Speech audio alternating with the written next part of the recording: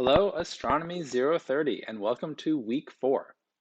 This week, we're going to be talking about spectroscopy, which is very much a continuation of last week's topic, which was radiation. So these two chapters together are all about light, and arguably next week is all about using light in telescopes. Although we'll also talk about telescopes that don't use visible light, but then again, light is more than visible light, which was one of the main points I tried to make last week in last week's lecture. So what's going on this week? Well, I've got the Canvas page open. You can see there's a reading quiz that's due this Friday. There's a homework that is due on Sunday, although it's showing up as February. Yeah, okay, yeah, exactly. So it is due on Sunday, February the 14th. Okay. You got a lecture. So far, the slides are up. I'm recording the lecture. Video that accompanies the slides today, going over some of the key concepts that you need to focus on for this week. I also already have the participation questions up if you want to get a head start on those. And the big picture, where we're at in terms of the semester, which is the reason I have the calendar open here, which is in the syllabus document if you ever want to refer to it yourself. But the big picture is that we've got this week, week 4, spectroscopy, which is our continuation of light. Okay, of course, I'll talk about what that word means in the lecture, but I'll say that for the proper lecture.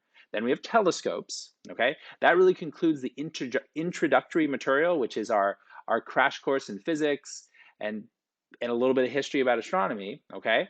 And then we have one more chapter, which is an overview chapter, which is the solar system, which after all is the title of this class, which is astronomy, the solar system. That's the focus of the class. The other astronomy class that they offer at the community college focuses on the galaxies and the universe as a whole.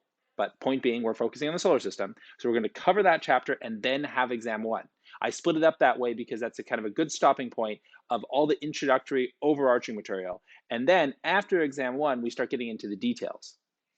So you can see then that exam 2 covers all the planets in detail, okay?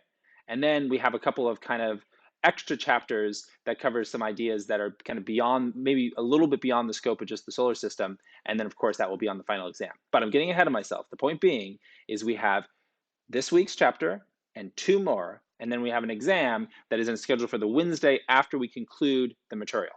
Okay, so we'll conclude the material up through chapter 6, then you'll have the weekend, a little bit more time to study, and then the exam will be on a Wednesday. Okay, and you'll have all day to do that exam. All right, but we can talk about that more when we get closer to it. This week, let's just focus on the content. I wanted to call attention to the homework. So the homework doesn't have too much in terms of calculations, but the one calculation you have to learn how to do, and I'm gonna call special attention to it in the lecture video, is how to relate the energy of a photon to the frequency of light.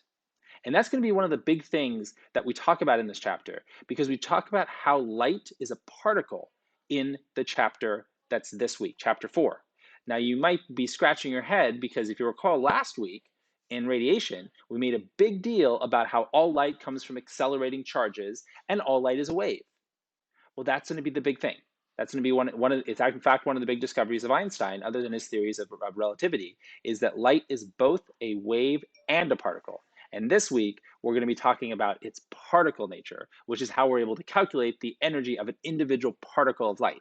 And this matters for astronomy because we can then use energy and relate it to frequency, and then relate that frequency to color, which is wavelength, and then, of course, relate that color to temperature.